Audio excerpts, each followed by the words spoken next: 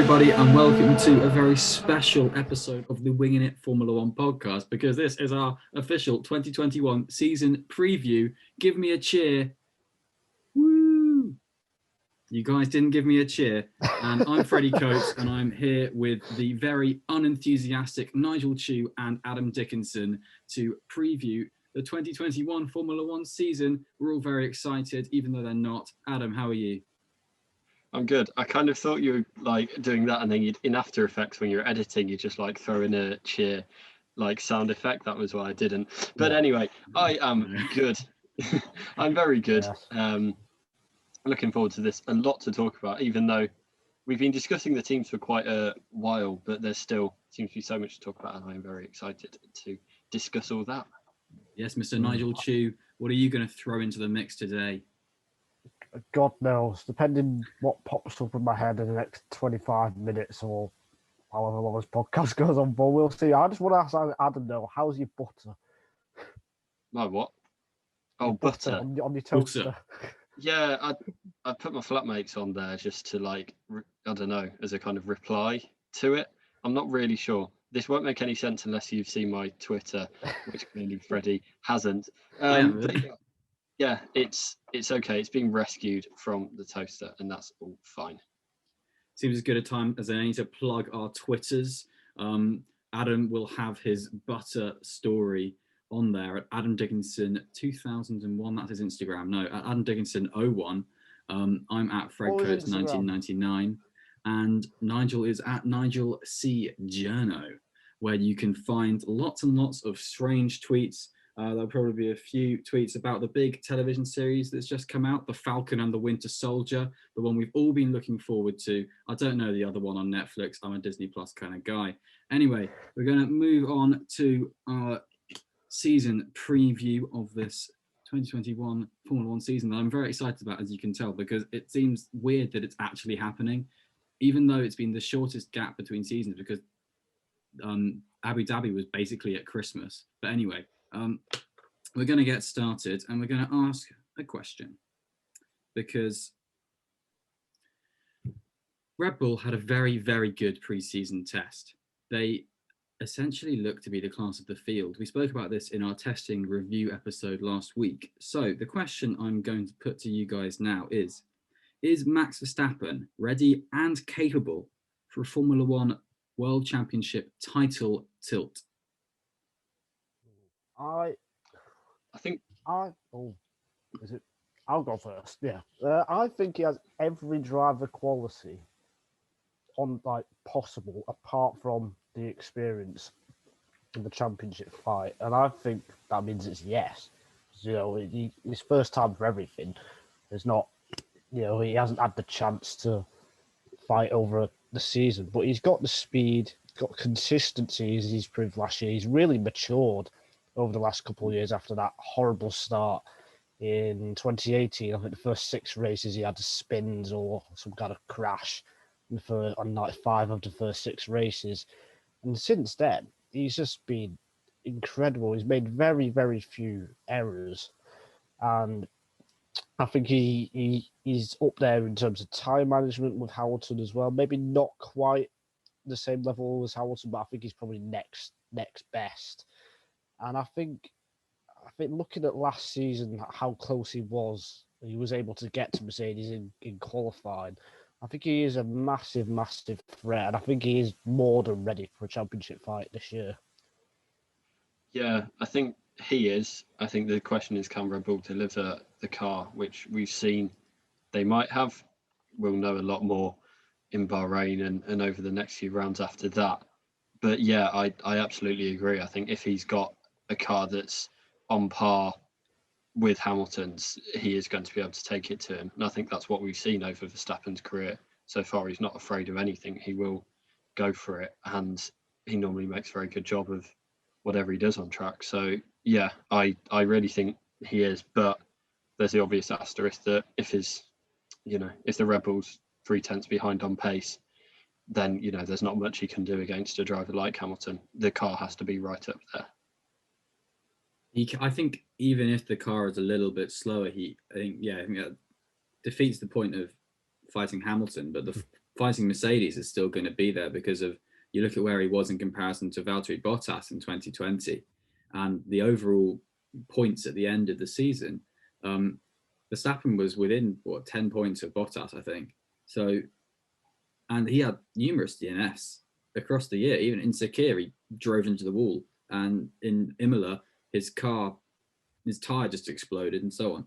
And if those two results hadn't happened, he would have been second in the championship last year in an incredibly dominant year for Mercedes. What should have been an incredibly dominant year for Mercedes, it was incredibly dominant for Hamilton.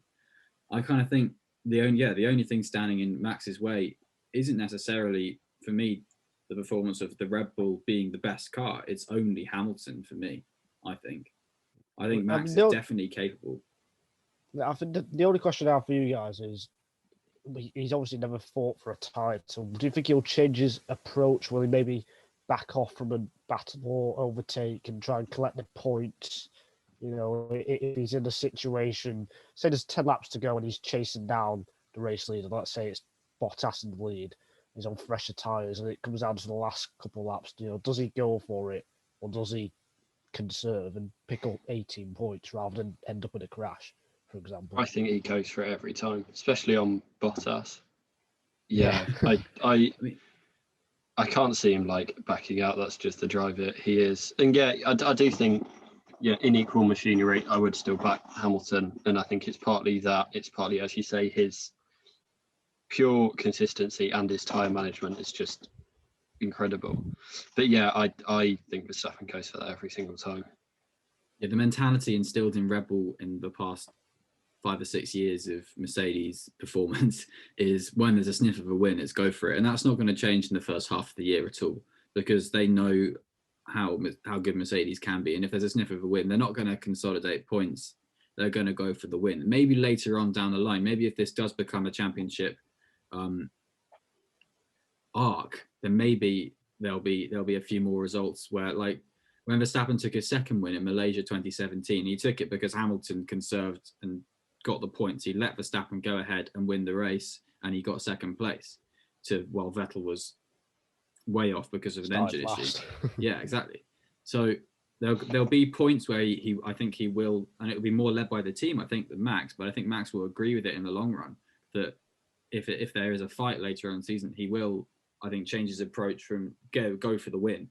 But a win is a win is a win. And I think early on in the season, Red Bull are going to be fighting as hard as they can to get as many points on the board. Because we've seen with so many championships, Brawn 2009 springs to mind, where Jenson Button won 6 of the first 7 races and didn't win a race after that. And Vettel was closing and closing and closing and closing. If that season was 2 races longer, Vettel would have won the title. So you've got to look at it like that. Red Bull are so knowledgeable of that, and they know how much a title can swing late on. So I think they're going to have to think about it as they go. Yeah, I think looking back at the 70th anniversary Grand Prix at Silverstone last year, and when the Red Bull clearly had a pace advantage on Mercedes, and Red Bull were radioing Verstappen saying, okay, just back off and, keep solid lap times and then we'll take them in the pits. And Verstappen just said, no, sod that. I'm gonna try and attack them, and I want to get this done. And this is the first chance we've had to actually be, fighting at the front of the race with the Mercedes, and I want to do this. And I think that springs to mind, and it'll be interesting to see if there are similar situations like that. How that plays out, where Red Bull wants him to be measured, and he isn't wide like that. You know what Red Bull are like. They want to take any opportunity to get one over on Mercedes, and whether they're not going to sit back and let either Bottas or Hamilton get a win just to consolidate points. They're going to fight for that, and then afterwards they're going to make a snide comment about it, because that's how they are. They're not going to take it lying down, and it looks like they're finally in a position where they're able to stand by that comment. To be honest. If it is close to the first half of the season, which I think it will be, I think it'll be similar to Ferrari and Mercedes in 2017, 2018. I think it's going to come down to mistakes and unforced errors from whether it's the drivers or reliability, perhaps. I think that's what this championship this year will come down to. So, and we've seen Hamilton, he's made hardly any errors. I'm trying to think of the last time he made a a genuine mistake in a race or qualifier. I mean, I can't really think of the last time it's happened. Well, if So I you think just that look at could his be the point difference. scoring, his point scoring over the hybrid era is just absolutely insane. Like when he finishes in the points, and he finishes a lot. A bad weekend Yeah. is third for Hamilton. A bad Yes. weekend for Verstappen is fifth or sixth. Or at least it has been recently. So, Yeah. what needs to be done is Verstappen needs to make a bad weekend third. He needs to be at Hamilton's consistent level. And I think, yeah, like we said, they're going to go for a win, but there is going to need to be a championship approach taken to this, not a scrapping at the heels approach, which is obviously been Red Bull's prerogative. Yeah. I just worry, you said Sakir last year, for example, when Verstappen got caught out in that incident. I mean, yes, it was half his fault, driving into the wall, but just incidents like that where 25 or 26 points are up for grabs, and it just gets thrown away. I just hope that doesn't really happen, because we saw it with Vettel too in 2018, didn't we, with his Germany incident, then spin after spin after spin. It gets in your head, but there is a difference in 2020 to how it looks like it's going to be in 2021. Because if the car in 2020 was, you get ahead of Mercedes at the start or you're in third, and it's do or die at that point. Whereas this year it looks like there could be more opportunity for a fight later on in the race if testing is to be believed, which is obviously not. But anyway, let's talk about it. And if there's an opportunity for equal pace in the race, then there's not going to be so much of a do or die moment on the first lap as Sakir last year, where he needed to get ahead of Bottas because Russell was getting away and stuff like that, because otherwise he would have no chance of a win. And races like Silverstone, where he needs to fight when he can fight, because otherwise they'll get away. And I think Verstappen knows that more than most, but I also think he's still going to be a race. He's still going to be a fighting bull, isn't he? You know what he's like. I think what's going to be more fun this year is if they are on equal paces, as you said, Freddie, is the pit stop, the laps during or just before the pit stops. Because Red Bull's pit stops have been insanely quick, and that could make the difference for an overcut or an undercut, especially if Perez is there as well. I mean, that's the thing that's going to be a lot more exciting than last year, because we didn't really get that at all in 2020, apart from the 70th anniversary Grand Prix. So I think we're going to see a lot more of that.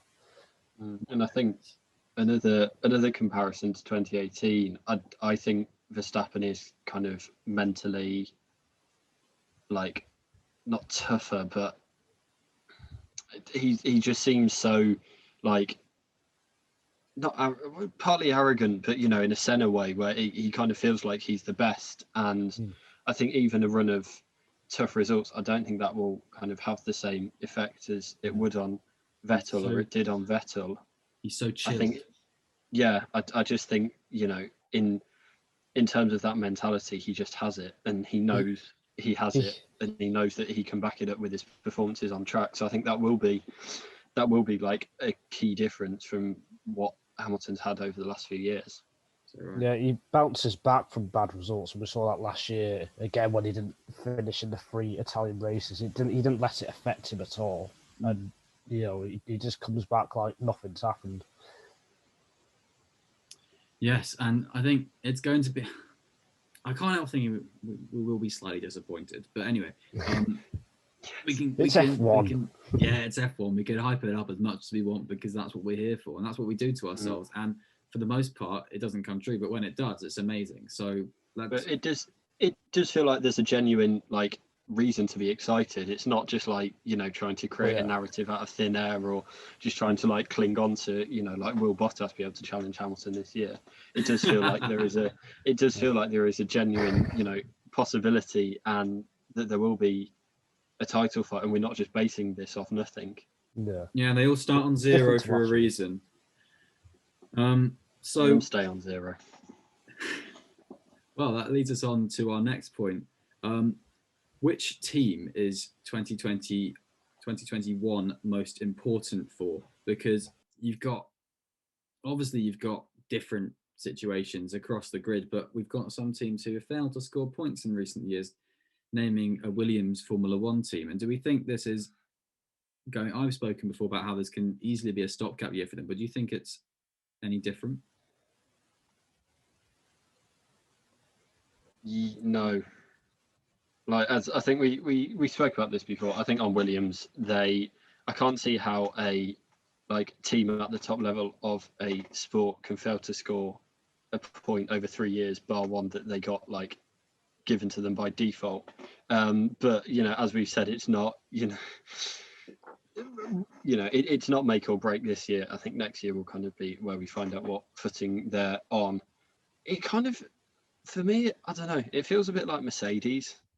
It does feel like a massive year for them because it's the last year of this era, and they've got two drivers who their futures are uncertain, and I think if they did lose this year, or sorry, if they win this year, it's like they've just completely rounded out the entire era. They've just dominated it absolutely completely.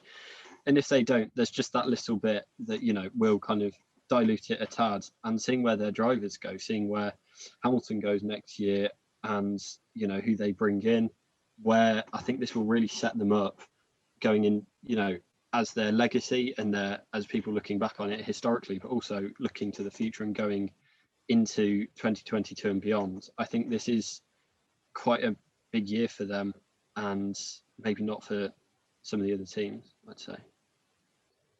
That's a really good point. I've never thought about the legacy looking back because I was thinking I don't think there's no team that stands out to me as they need a big 21 or to make or break for them. But I think Adam's raised some really good points there about Mercedes and how we might look back at them.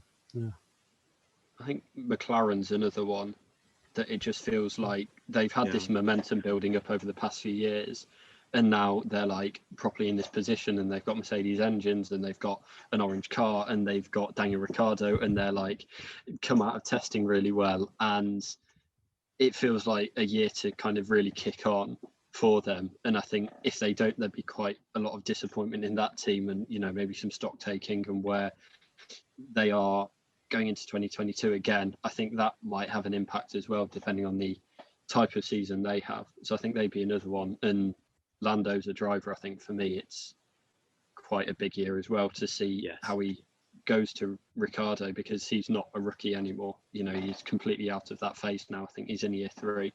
So yeah, kind of seeing where he is in, the hierarchy of young talent coming through. I think he's another one that stands out. It's an important year for Lando going into his future. Really, he's a very young guy, and we've seen that some drivers can start a season and be hot property and be out the door after being walked over. And there's been a complete shift in the opinion of Esteban Ocon after he was walked over by Daniel Ricciardo. There was a lot of hope for Alex Albon, and he's out of Formula One now. So this could be a make or break year for Lando Norris. I think he's come out guns blazing, really quite quick with mind games. I'm the lead driver here. This is my team now. Daniel's joined my team, and it's true. I mean, Lando's been there since 2017, I think, as a junior driver. So Daniel is stepping on his toes, but Daniel's not going to worry about that at all. You can look at Nico Hülkenberg, and I think that's the comparison, that Daniel came into Renault and Nico Hülkenberg was out because Ricciardo just was better than him, and Ricciardo's done what Hülkenberg couldn't do, and he led the team to another level in 2020. So I think this is a really tough year for Lando Norris. It's a really, really good one to bring up there, Adam. Nigel, you've got a few drivers who you think this is a really big year for. Yes, I do. I had 3 in mind. Norris was my kind of 4th-ish one, but Adam's mentioned it there already. I'm going to bring up the pessimism stakes of Antonio Giovinazzi. He's one on my list, yeah. I think it's a big, big year for him, and I think he's quite lucky in a way to have another chance, because quite frankly, I wouldn't have chosen him for the Alfa Romeo seat this year. And I think we were all surprised that they retained a lineup of Kimi Räikkönen and Giovinazzi. There's a lot of young Ferrari junior drivers, or just junior drivers in F2 who are waiting in line to take over if Giovinazzi fails to impress, and he has to beat a 41-year-old Raikkonen. That's the minimum. You can't, Giovinazzi can't afford to lose out to someone of that age, really, and he has to step it up. And I don't see it happening. No, that's the thing. I will be surprised if Giovinazzi finds that extra gear. I just don't think he's quite good enough to be in F1. And that might sound harsh, but I think that's just the way it is. He's betting in, and that's the thing. He's got to really this year. He can't have that excuse anymore because he's done 2 full seasons, and he was good on pace in 2019. Kimi was better. He was good on pace in 2020, level with Kimi. This year, if the trend goes, he needs to whitewash Kimi. But I just don't think he will. He's just there. And it's such a shame. A driver who really needs to be spectacular to win over public opinion. But he's clearly well respected in Alfa Romeo and Ferrari enough to keep him in the seat and not put the runner-up in the F2 Championship there, Callum Ilott. So there's clearly belief there, and there's clearly a lot of love for Giovinazzi because of his time in the background for Ferrari in 18 and 17, and his time it's basically his relationship with Maranello is fantastic. So, but they're not stupid. That's why they sacked Vettel. They're not. If a driver doesn't perform, they're not going to mess around. So, I think there's a lot to do. I mean, I'm here comparing Antonio Giovinazzi to Sebastian Vettel, but which is obviously not this is not pessimism stakes when you think about it like that. He's got a lot to do. He's got a lot to do to win. And he's had enough time. That's my thing. He's been given more than enough time, so he's got to deliver. Definitely. Yeah, definitely agree. Nigel, who else have you got to throw in the mix? The other one is Esteban Ocon. He's probably the one. He's probably the number one on the list, I'd say, for a driver who needs a big year. Up against Fernando Alonso, didn't quite hit the heights that we expected last year, and I think if he doesn't beat Alonso, I can see him getting replaced next year, and then I think he might struggle to find a place on the grid. So, but if we go the other way, if he does beat Alonso, his stock is going to rise massively. Yeah. And we could even be talking about him. This is going to be a bit out there. He could even join Mercedes next season. Perhaps he's still got those Mercedes links. It's a bit out there, but his stock will rise, and I think that's the main thing. So I think it's a make or break for Esteban Ocon. Yeah, Esteban Ocon. I've said this before. It's damned if he does, damned if he doesn't beat Alonso.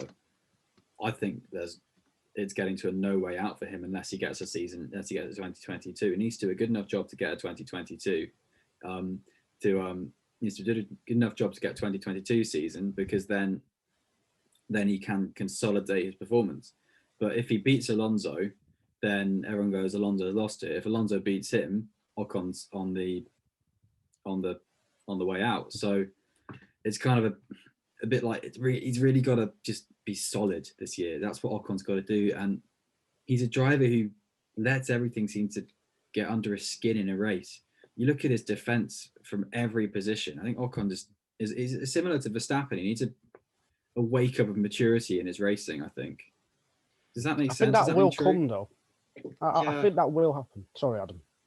I think I disagree slightly on the kind of damned if he does, damned if he doesn't point, because I think he, people thought very highly of Nico Rosberg, when he was at Mercedes alongside Schumacher, even though, clearly Schumacher wasn't at the same level. I think it will depend if he's beating Alonso, it will depend how he's then doing to other drivers in the midfield. If Alpine are kind of at the back of the midfield and he's just beating Alonso, then that won't cut the mustard. But if he's in there and he's, obviously we don't know the kind of running order in terms of cars, but based off last season, if he's around, where Aston Martin are and kind of being in the top 5 or in the top 6 or top 7, regularly. I think that will be where it's at. So yes, the teammate battle's important, but I think for Ocon, it kind of goes outside of that. And yeah, I think he got a second chance, which I think everyone thought he deserved, but it's still a second chance, and some drivers don't even get that, and very, very few drivers get a third chance. So if he doesn't, make the most of this season and show that he is competitive in the Alpine, I think that will be a very difficult position for him. But I stand with the Alonso comparison. I think if he beats Alonso, that would be huge, because I still rate Alonso very highly. So if he does manage to do that, it will certainly impress me. But I mean that doesn't matter, does it? But but then, I think you put your opinion out on the podcast and people listen to that, and then they think, yes, actually, that has influenced me. Yeah, I mean, it'll be massive if he does beat Alonso. To me, really. Alonso is the driver I think I'm probably most excited for this year. I would say, not Mick, just because not you. What? Not Mick. Oh, Mick. I thought you said not me. It's like you're not an F1 driver. Are you mate. excited about Schumacher? Have a driving lesson? No, but I thought Freddie would be. I don't know. I'm more. I'm not really that. I'm not. I'm more. I'm not. But I'm worried about Mick. I want Mick to do well. I love the Schumacher name, and I want Mick to do well. But Alonso, he's been there and earned it more than so far for Formula One. Obviously, he's a 2-time world champion, and you can't. I find it hard to not be excited by a driver whose last time he was on the grid was, we've seen his Baku 2018 drive and all of that kind of stuff, where he dragged a car and 2 wheels around one of the trickiest tracks on the calendar, and then went and finished in the points.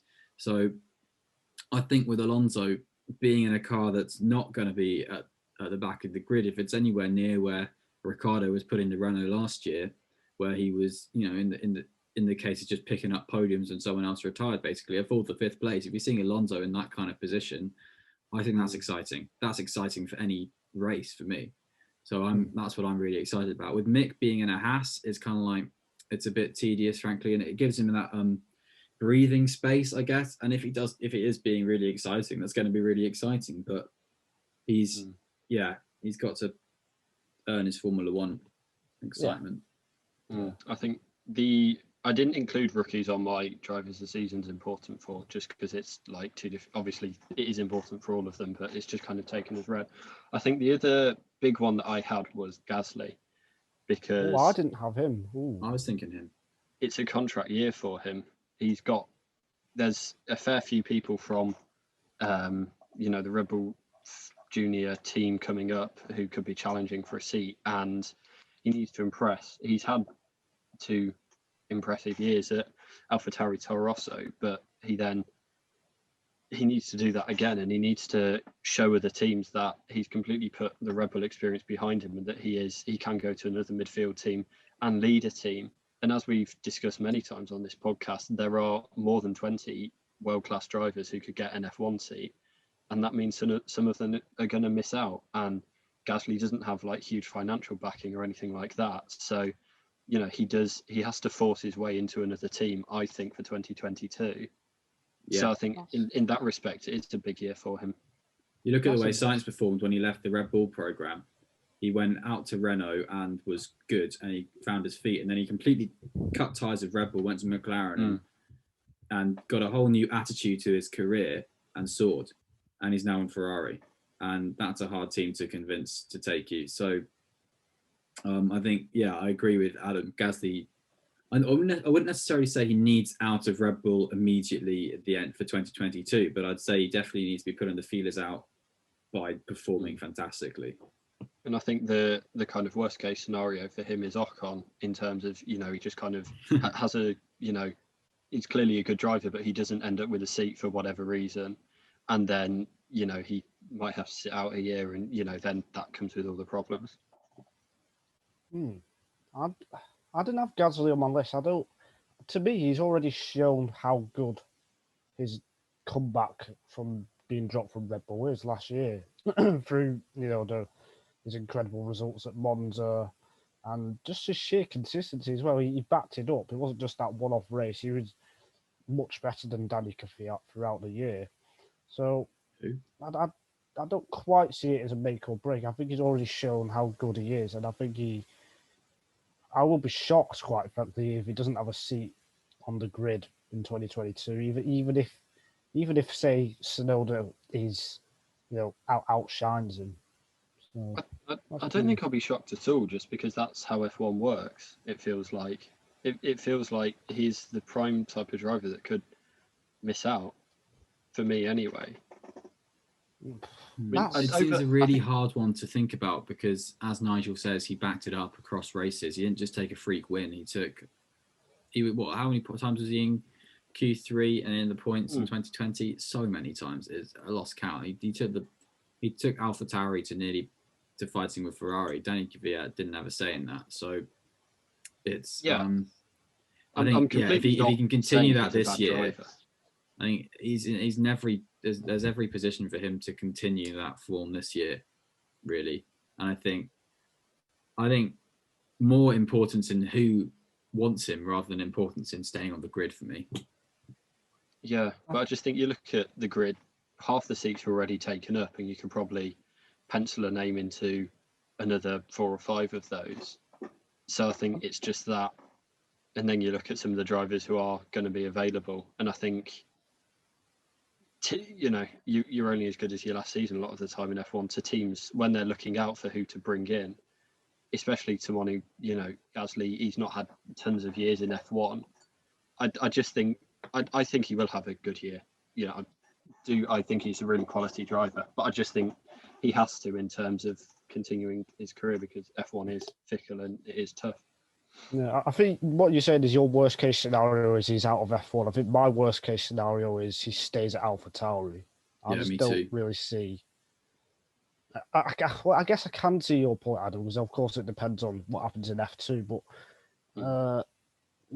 I just don't really see it happening at the moment. Yeah. I think what happens in F2 also determines Alex Albon's career, to be honest. I don't see him coming back. I can see him back to the podcast. I noticed Nigel trying to suppress a grin when you referenced him earlier.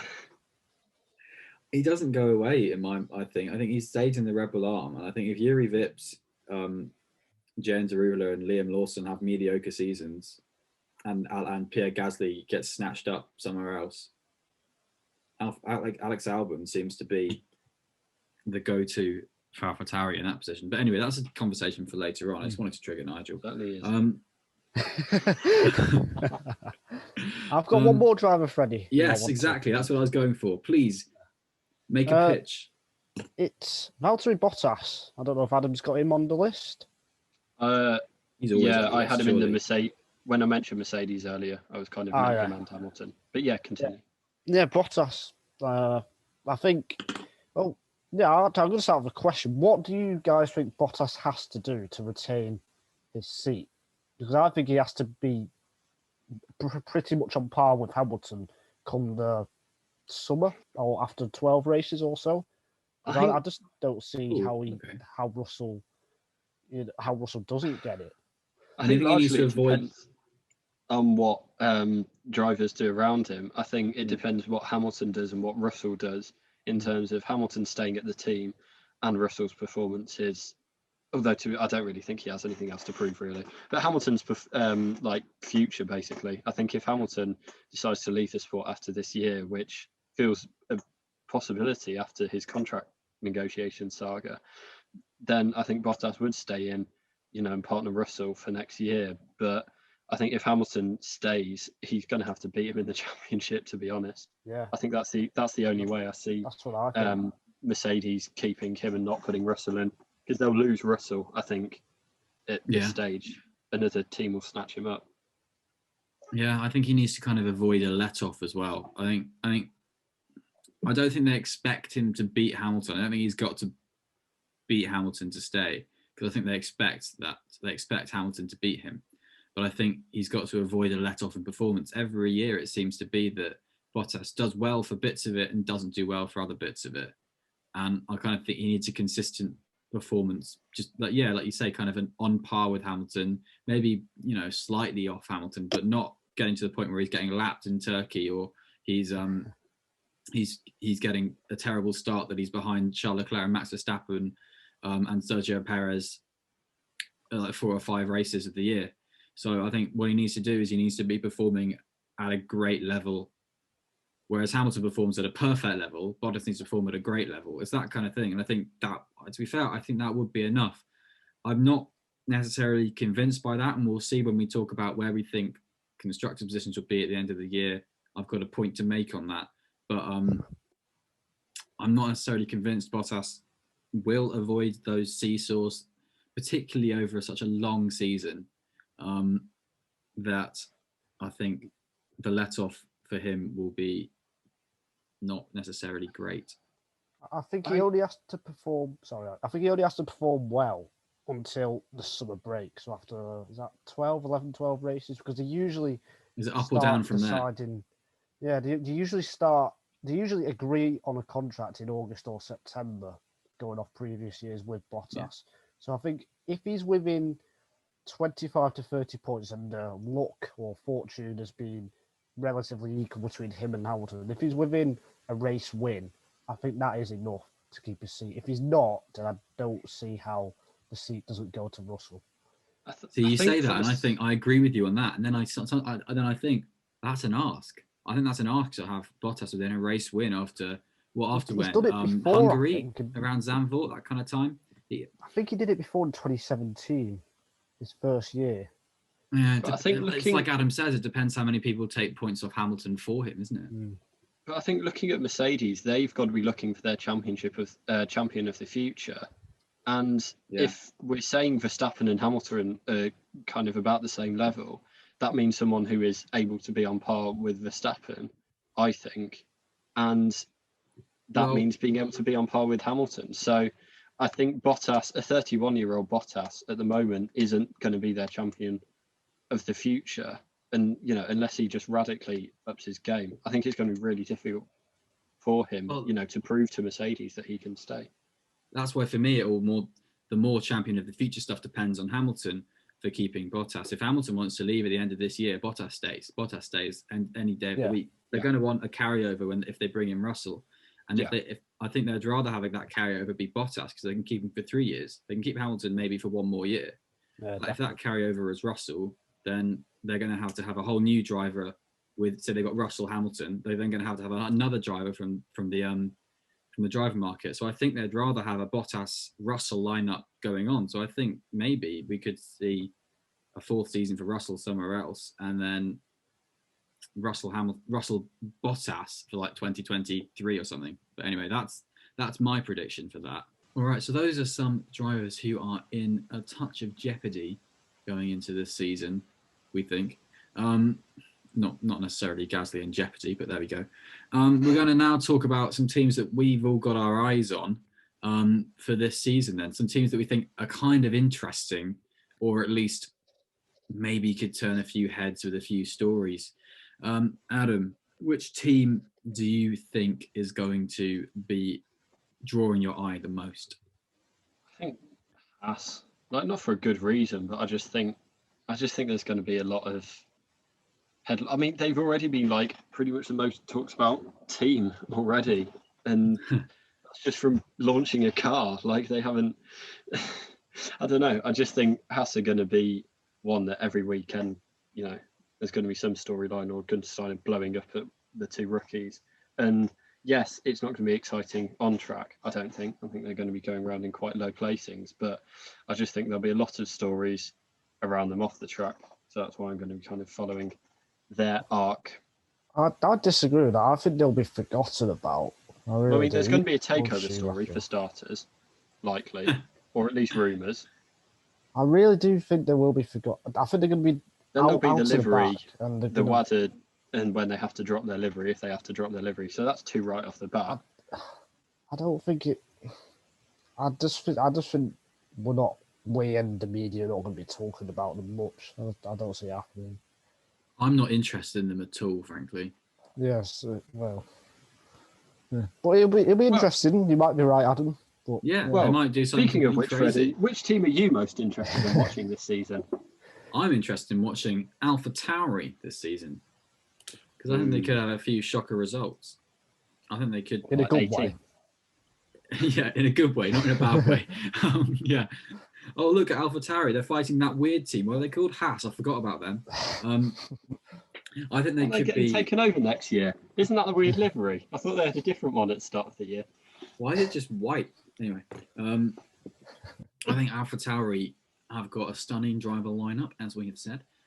Yuki Tsunoda is great. Pierre Gasly's great, and the car is, it's such a handy car.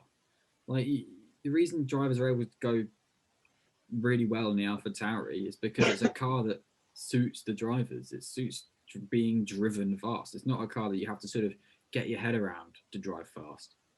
And I think if they've unlocked a bit of pace, which word seems to be that they have, that they could have some really, really, really nice results in the early part of the season. I think because it's the early, I think they'll probably get swallowed up a bit later on by Aston Martin and Ferrari and Alpine, but I think they could well be leading the midfield at the start of the year. Ooh, that's a big opinion. I'm not counting McLaren in the midfield. Take? I'm not counting McLaren as the midfield, by the way. I'm saying they could be like. I'm saying McLaren is like no man's land, sort of secondary field, and you've got the midfield, which is AlphaTauri, Ferrari, Aston, Alpine. I mean, personally, I don't think there's a team that is going to have a make or break or a big impressive year or not so impressive year. Mainly because of the new regulations next year. I think all of the teams will have one eye on the new regulations, and I think it's more important to have a good first year, good year next year to build on for the coming years, rather than this year where it's the final season of the current regs. So, yeah. So, 2021 season, and Nigel is automatically more interested in the 2022 season. Good way to preview the year. Yeah. Well, it's all well and good looking forward to the future and wishing time away like Nigel does, but there is so much in 2021 that's different. We've got a normal Formula One season. We're not waiting till July to have 2 races in Austria.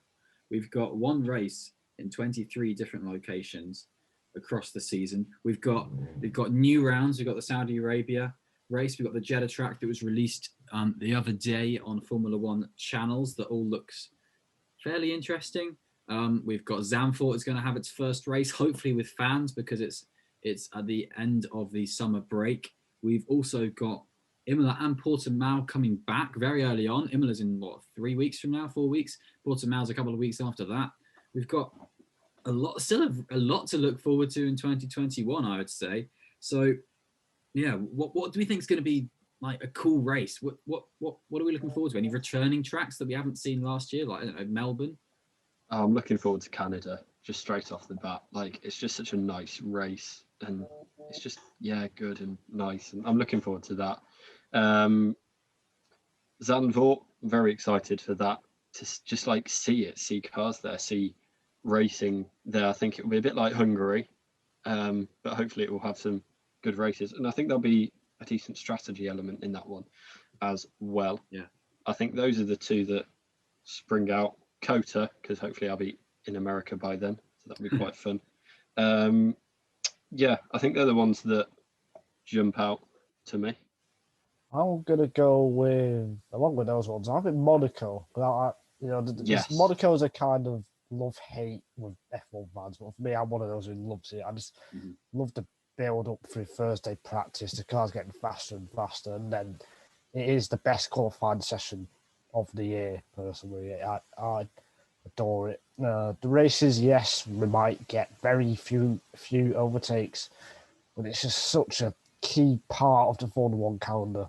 And even though F1 doesn't really have a major standout race anymore, like the Indy 500 with IndyCar or Le Mans with the World Endurance Championship. I'd still say Monaco has that slight edge, or is the jewel of the crown in the F1 season. We haven't actually had a conversation about Monaco as a podcast. Seemingly every Formula One podcast is a rite of passage to have a sort of yes or no Monaco debate. But for me, I'm with you, Nigel. It's a yes. I love Monaco. I think it's... Well, there's a 2-week gap between Barcelona and Monaco, so we can put it in there. We'll have that discussion there. But Adam, you were nodding along, so I think we're just all going to be waxing lyrical. Oh. If you hate Monaco, please come on the podcast. Yes, this is a plea. Please get in touch with us by the end of May. Charles Leclerc will be ringing us any minute now. Oh yeah, he's cursed there. I think. Oh, I've got a penchant for Singapore. I really like Singapore. I'm looking. I know sometimes you can watch the race there and it can be a bit procession-y, but I think it's the best looking race of the year. I think it's under the lights. I think it looks with the cityscape there. I really like. Adam's looking at me like I'm some kind of idiot. Motorway flyover. Yeah, it's great backdrop. Well, when you get like the panning shots of all the cars going across it, and like the trucks, and then maybe they honk and then they carry on driving. You're looking at the wrong pictures, mate. No, go. I've been to Singapore, not for the Grand Prix, but I've been on the track when F1 wasn't there. It was like 5 months before, and it is a fantastic city, one of the best night cities I've been to. Yeah. And it coming soon. No, yeah, Nigel's crazy night out. Was it like the Hangover? I was 10. You're not allowed to be like drunk in Singapore, are you? I was 10 or 11, I think so. And you were drunk? Oh my god. I think Singapore is one that always stands out to me, but also Portimao, I think with a second race could also be really interesting, especially if you're going to have like a fight at the front. If we got Red Bull good early on in the season with Mercedes getting on top by round 3 of maybe a tricky car, that I don't know. I think that could be fun. I'm looking forward to that.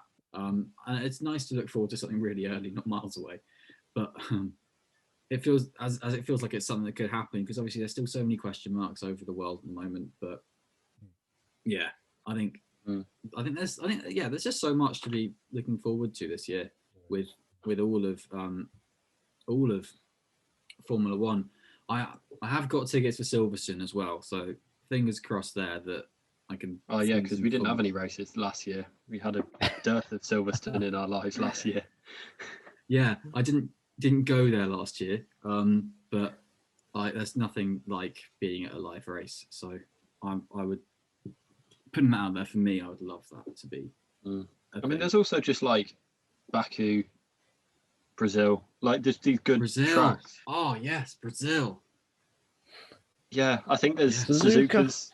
Yeah, there are like a fair few just good quality tracks that you know are going to provide a decent race that are coming back, and I think that's really exciting for everyone. I think Spain will be an interesting one, not in terms of like the race itself necessarily, but I think that's quite a kind of point because at that stage there's been 4 races and it's been like 2 months since testing at that stage, so that will be quite an interesting one. It's a second leg of a double header with Portimao, so I think that'll be quite an interesting one to kind of peg teams' progress at and just see. You know, I think that will be very telling as to where teams are then, especially at the front. Thank you. Speaking of where teams are then, I think we're going to give some serious predictions now because, you know, that's what we have to do. So we're going to go with what we think the final Constructors' Championship will be, not what we think the order will be now, because that's a very easy, well, not very easy, but that's an easier thing to say than what we think. All right, go on. Crystal ball. No, that's easier because we've got a set of data from last week, but we don't have data for the next 23 races that haven't happened. So, for obvious reasons. So, Nigel, please can you relay to us now where you think the Constructors' Championship will be come Abu Dhabi on December the 12th? First to last or last to first? Last to first. first. To last. Oh. Last to first and build up to the... build up to it. Okay, so I've got Haas at the back. So, no surprise there. I do think they will be the worst team at pretty much every race. And Williams, then Alfa Romeo, then Alpine 7th. That might be a surprise. Alpha Tauri 6th, Ferrari 5th, Aston Martin 4th, McLaren in 3rd, and then Red Bull in 2nd, Mercedes 1st. Ooh. What have you guys got? Well, if we go I mean, just with, on that, so what? Alpine 7th? Yeah, I really don't think, even though I think Alonso will still be great, I don't think they're going to have the car this year. I think they've put a lot of focus, probably a bit more focus than other teams into 2022. I think this year is just a transitional year with the new management and stuff. Yeah. I would like to go mine because I think that will raise a few interesting points as well when I say the same with Haas, Williams, Alfa Romeo, Alpine in 7th, Alpha Tauri, Aston Martin in 5th, Ferrari in 4th, McLaren in 3rd, Mercedes in 2nd, and Red Bull in 1st. Wow. Now that... I agree with you on Alpine. I think they haven't had the development so much this year. They've still got their 2019 chassis because they had to carry that over from last year, and they'd carried that over already. So it's a good chassis, obviously, but it's been there. It's done a few rounds, I think, and I think there's probably I don't think they've developed the engine as much as other teams have. I think Ferrari will plug away at the season, and I think they've got more chance than most of plugging away to get some results with Leclerc. And I think Sainz is it's going to gel with that team later on and can get some decent results, more so than I think Vettel and Stroll can at Aston, basically. I think outside of McLaren, if we are including them in the midfield battle, I think Ferrari have the strongest lineup, and they're probably a level with McLaren. Really, I think it's especially compared to Aston and Alpine. Yes, I think why I put Red Bull on top is because I have more faith in Perez and Verstappen being consistent over a year than Hamilton and Bottas. I think Hamilton will be fantastic. And so I put Hamilton drivers champion, but Red Bull constructors. I've done it the other way. I've got Verstappen drivers champion, but Mercedes constructors. That's really interesting. I don't have the faith in Bottas to be able to keep up on that. I don't think he will be able to keep up in a way that Perez and Verstappen can in bringing in results. And I think there'll be more, like we spoke about the mentality shift. I think there will definitely be a race mentality on Perez's side of the garage that will bring home points. And I think Bottas won't bring home as many points as Perez or Verstappen, but Hamilton will launch ahead and win the title. That's interesting. It's a hell of a guess. It's not going to happen because I predicted it. It means it's not going to happen. But Adam's got Hamilton drivers, Mercedes constructors. You've read my mind. But in last place, we'll start there. I have Williams because crucially you need to score points not to be in last. And then I've got Haas 9th. Who don't score points? They do. Over the last few years, they have scored points. They got scored them themselves in the race. Yeah, that's multiple points. It's 2 more than Williams have in the last 3 years. Alfa Romeo in 8th. Ferrari in 7th. Wow, worse than last year. That is. I think they are now. I don't think they will be at the end of the season. That is some statement that you think they're going to be worse than last year. Wow. I mean, there's really not much in it, to be honest. Like it's, and then Alpine 6th, AlphaTauri 5th. Oh, high with AlphaTauri. Never finished in the top 5. Aston Martin 4th, and McLaren 3rd, and then Red Bull 2nd and Mercedes 1st. Wow. So we've all got a bit different. I like that. Yeah. Yeah, I don't know. It's just so, it feels like the margins are so slim in the midfield. And as we've said many times, what we're kind of basing it off is, 2.5 days, 3 days of testing is I think it's not much. Yeah. On the Williams point, the reason I put them 9th, and I think I'd see what Nigel has to say on this, but I think they've got more chance of having one strong result than with Russell, maybe not Latifi, than has to with Schumacher or Mazepin. I think that if there's any chance of those 4 drivers having a points finish, I'll put it on Russell's shoulders. I think the way I look at it is none of these teams are going to get a points finish on pace. So I think it's just going to kind of come down to, a crazy race or several crazy races that, and, that kind of mixes the order up anyway. It could be wet, could be different strategies or whatever. And I don't know, I just think Haas, for all their faults, have proven themselves a bit more adept at picking up points in that, it's not much. Williams can it's not a different. It's not much of a difference, but, I think Williams will be faster over the year, but I just think Haas will translate their slowness into more points. Yeah, I think the only way I can see Haas getting points is if more than 10 cars don't finish the race. Because I think even if they do have a chance where, say, they get into the top 5, I think they'll be that slow, they'll just get overtaken throughout the race anyway. So say we get a 100 situation like last year, I think they'll be too slow to hold on to the pace. So I think that's why I'll put them last. But I'd definitely get your point there, Adam. Yeah, I think, again, there's not much difference down there in the basement battle. I think there will be Alfa Romeo will be kind of a step above, a half step above those two. So just quickly then, the drivers I've gone Verstappen, Hamilton, Bottas, Perez, Ricciardo. So we know you have both gone for Hamilton. You don't think Lewis Hamilton is going to win the driver's title? Yeah, I've said that for the last few weeks. Yeah. On record. Okay. You said it on record today. Yeah. I think it'll be second, but I think it'll be very close. Yeah. I think I've gone Hamilton, Verstappen, Perez, Bottas, Ricciardo. Reverse of mine. Reverse of you. Hamilton, Verstappen, Bottas, Perez, Ricciardo. Okay.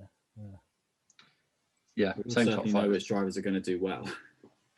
Yes. Yeah. I think the 6th to 10th will be more interesting, really, seeing which That's drivers can mix it up. Yeah. I think that might be one that you get. I think if I had to guess now, I'd say maybe Leclerc, Norris, Gasly. That's 3. I need some more. Alonso.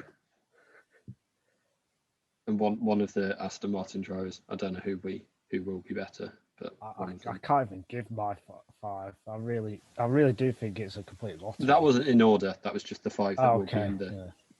I mean, if I were to try and go in order, I'll go similar and go Leclerc, Norris, Sainz, and then probably Gasly, Vettel. Yeah. No, Gasly, Alonso, Vettel 11. I think Vettel has to be in the top 10. Do you? Yeah, I don't think he has to.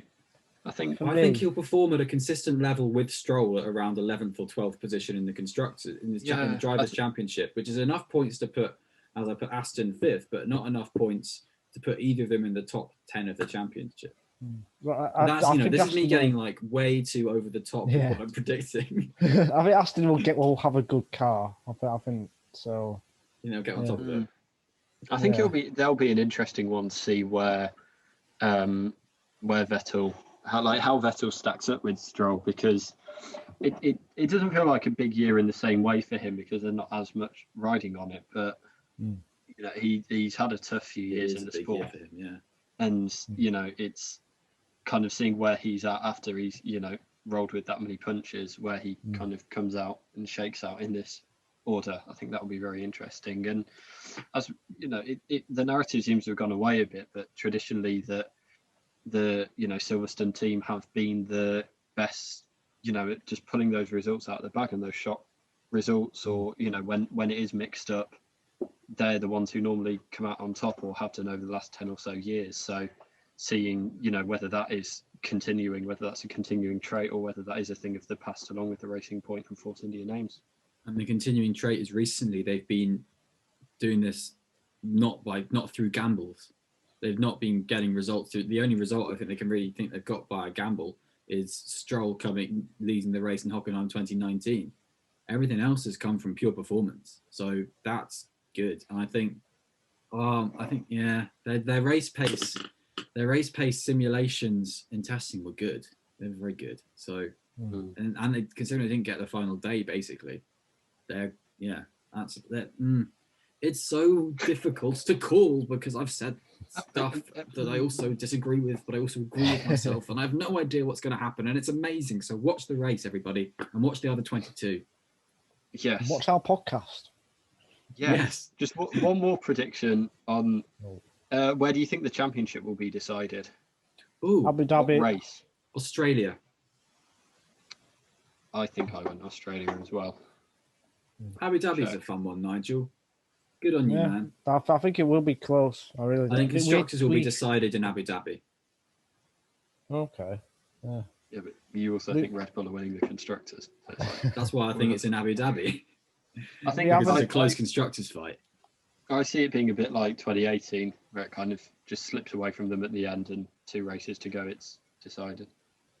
We haven't had the championship go down to the final race between 2 different teams since 2012, 9 years ago. It's been too long, and I just so want it to happen. And I really do. I think this year is going to be the year. It's going to be a classic season, I think.